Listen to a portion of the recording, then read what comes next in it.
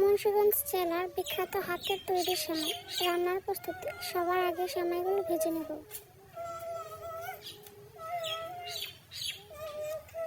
তারপর দুধ দিয়ে নেব।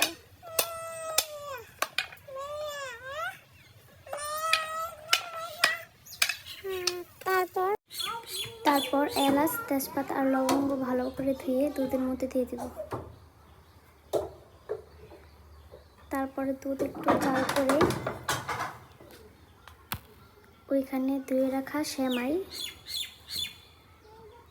সেমাই দিয়ে নেব।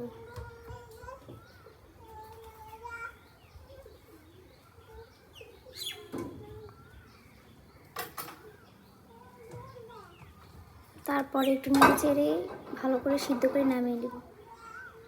স্বাদ মতো চিনি দিয়ে দেব।